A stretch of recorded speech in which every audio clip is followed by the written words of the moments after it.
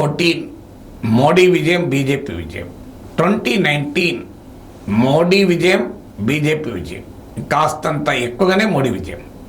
2024 మాత్రం ఇప్పుడున్న ట్రెండ్స్ బట్టి చూస్తుంటే మోడీ విజయం, బీజేపీ విజయం కన్నా అపోజిషన్ వైఫల్యం ప్రధాన కారణంగా కనబడుతుంది. దేశం మొత్తం మీద అనేక ప్రాంతాల్లో యూపీతో సహా వస్తున్న రిపోర్టు, గ్రౌండ్ రిపోర్ట్లు ఏంటి? వివిధ సెక్షన్లు గత 2 సార్లు బీజేపీకి ఓటేసినటువంటి సెక్షన్లు ఇవాళ బీజేపీ పట్ల అసంతృప్తి, అసహనం వ్యక్తం చేస్తున్నారు. మోడీ మానియా దేశంలో ఆ స్థాయిలో కనిపించడం లేదు. 2014లోనో 2019లోనో మోడీ కోసం ఏమైనా చేస్తాం అనే రీతిలో ఎక్కడా కనబడలేదు. అలాగే ఒక బలమైన నేషనలిస్ట్ నరేటివ్నో లేకుంటే హిందుత్వ నరేటివ్నో దేశాన్ని స్వీప్ చేయడం లేదు. అయినా మోడీ మళ్ళీ ప్రైమ్ మినిస్టర్ అవుతాడు, బీజేపీ గెలుస్తుంది అన్నది యూనివర్సల్ ప్రిడిక్షన్. అది ప్రశాంత్ కిషోర్ లాస్ట్ టైం వచ్చిన సీట్లు వస్తాయి, అంతకన్నా ఎక్కువ వస్తాయి అనొచ్చు. యోగేంద్ర యాదవ్ 70 సీట్లు తగ్గుతాయి అనొచ్చు. కానీ అందరూ అంగీకరించేది మళ్ళీ మోడీ వస్తాడు, బీజేపీ అది కళ్ళకు వస్తుంది. ఎందుకు ఇది జరుగుతోంది అని అంటే, నేను చాలామందిని గతంలో బీజేపీకి ఓటేసిన వారిని అడిగాను. వాళ్ళందరూ చెప్పేది నిజమే, అసంతృప్తున్నమా నిజం. జాబ్స్ లేవు, ఎకానమీ దెబ్బతిన్నది, ప్రైసెస్ పెరిగాయి, ఇంకా ఈ హిందూ ముస్లిం గోల తప్ప ఇంకేమీ లేదా. సో మాటలు ఎక్కువ ఉన్నాయి, ఆచరణలో తక్కువ ఉన్నాయి. పెట్రోల్ ధర పెరిగింది, డీజిల్ ధర పెరిగింది. సో ఇవన్నీ మాట్లాడుతున్నారు. వివిధ కేంద్ర సంస్థల్ని, ప్రభుత్వ సంస్థల్ని దుర్వినియోగం చేస్తున్నారు.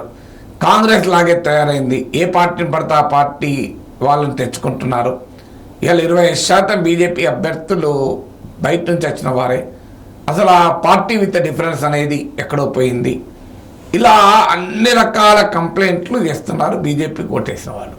వేరే వాళ్ళకి కాదు, గవర్నర్లతో దుర్వినియోగం చేస్తున్నారు, ప్రతిపక్ష ప్రభుత్వాలు కూలుస్తున్నారు. మేము ఏదో అనుకున్నాం, చాలా ఎథికల్గా ఉంటుంది బీజేపీ అనుకున్నాం. కానీ గతంలో కాంగ్రెస్ చేసిన పనే బీజేపీ చేస్తోంది. తేడా ఏమున్నది? ఎలక్ట్రల్ బాండ్లు చూసాం, అదో పెద్ద కుంభకోణం. బడా వ్యాపారులు, పెద్ద పెద్ద పారిశ్రామికవేత్తలు నయానో భయానో బీజేపీకి విరాళాలు ఇచ్చారు. ఇలా అన్ని కంప్లైంట్లు చేస్తున్నారు.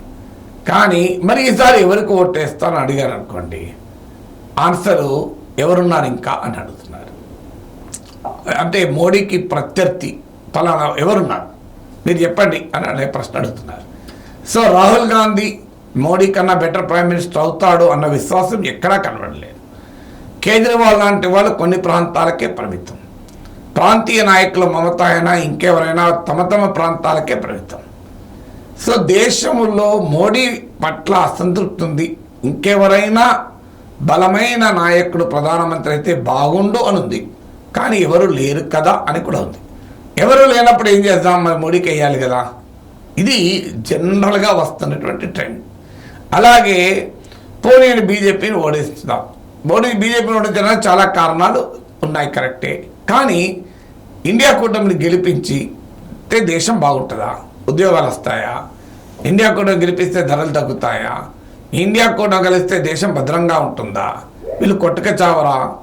అసలు వీళ్ళు తన్నుగా చేస్తారు కదా. అసలు ప్రభుత్వం స్థిరంగా ఉంటుందా? అసలు వీళ్ళు ఎక్కువ కాలం అధికారంలో ఉంటారా? ఇవి ఇండియా కూటమి పైన అడుగుతున్న ప్రశ్నలు.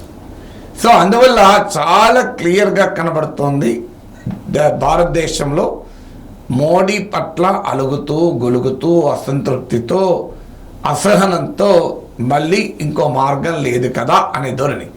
దీన్ని పొలిటికల్ సైంటిస్టులు ఒక ఆసక్తికరమైన పేరు పెట్టారు, టీనా ఫ్యాక్టర్ అంటారు. There is no alternative. అందుకే అసెంబ్లీ ఎన్నికలు వచ్చినప్పుడల్లా మోడీ చెప్పిన వాళ్ళకి ఓటేస్తారు జనం. మొన్న రాజస్థాన్, మధ్యప్రదేశ్, ఛత్తీస్గఢ్లో ఓటేశారు మోడీ.